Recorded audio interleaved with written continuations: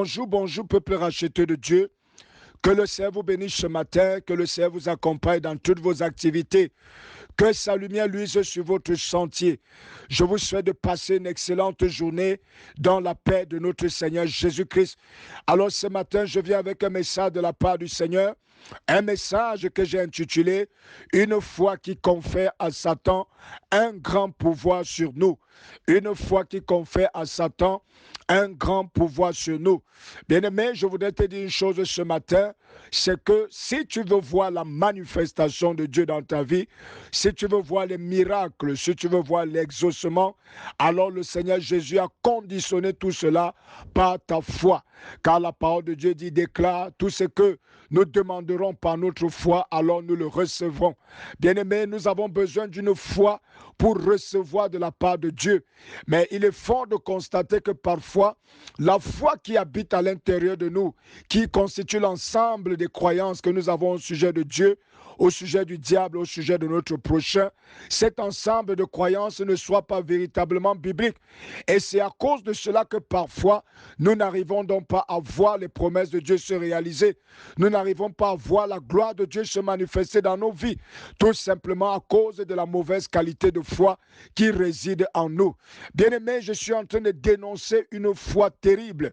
Je suis en train de dénoncer une gangrène qui mine parfois notre foi de manière inconsciente.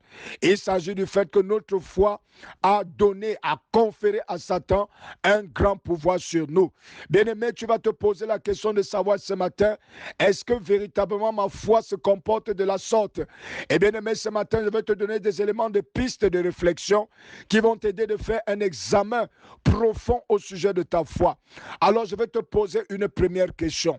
Est-ce que tu es ce genre de chrétien qui a l'habitude de rattacher tout ce qui lui arrive dans sa vie à Satan? Cela voudrait dire que quand quelque chose lui arrive, il est toujours en train d'accuser Satan. Il est toujours en train d'accuser les sorciers. Ça veut dire qu'au finish, toute sa vie repose sur Satan et sur les sorciers. Alors de manière inconsciente, lorsque vous observez attentivement la pensée de cette personne, il est tout simplement en train de dire que non seulement le Seigneur n'est pas capable de le protéger, mais aussi toute sa vie est sous la domination de Satan. C'est Satan qui domine sa vie. Ce sont les sorciers qui dominent sa vie. C'est la raison pour laquelle tout ce qui lui arrive dans la vie, il remet toujours ça au compte de Satan. Bien-aimé, ce matin, si tu es ce genre de personne, alors tu ne fais pas exprès. C'est juste que ta foi a conféré à Satan un grand pouvoir sur ta vie. Et ce matin, pendant que tu es en train de m'écouter, tu peux t'en débarrasser au nom de Jésus. Tu peux confesser cette faiblesse dans ta vie et demander à Dieu de t'en délivrer au nom de Jésus-Christ. Alléluia. La parole de Dieu nous enseigne que le diable est un ennemi vaincu. Nous n'avons pas besoin d'avoir peur de lui, car le Seigneur a eu raison de lui sur la croix et le Seigneur nous a conféré cette grande victoire. Est-ce que tu es également cette personne qui est toujours en train de se dire que le diable le tient quelque part? Est-ce que tu es toujours en train de confesser que cette santé médiocre que tu as, c'est parce que c'est le diable qui te tient? Tout ce qui t'arrive dans la vie, c'est parce que tu as encore des liens avec le diable. C'est parce que le diable a un certain esprit, une certaine puissance inconnue et encore au contrôle de ta vie. Bien-aimé, en le disant ainsi, tu es en train de rejeter la suprématie de Dieu dans ta vie. Bien-aimé, je voudrais que tu réalises ce matin que Dieu t'a racheté. Oui, la parole de Dieu déclare que nous avons été rachetés. Oui, autrefois nous appartenions à Satan, mais maintenant nous avons été rachetés au précieux prix du Seigneur Jésus-Christ par son sang versé à la croix. C'est donc une chose pas bien de continuer de croire que le diable nous retient, que le diable nous tient quelque part, que le diable est responsable de tout ce qui nous arrive. Bien-aimés, lorsque nous confessons de telles choses, nous n'allons jamais voir la manifestation miraculeuse de Dieu. Voici ce que la parole de Dieu déclare dans le livre d'Hébreux chapitre 2, le verset 14 au verset 15. Voici ce que la parole de Dieu déclare. Ainsi donc, puisque les enfants participe au sang et à la chair, il y a également participé lui-même. Écoutez très bien.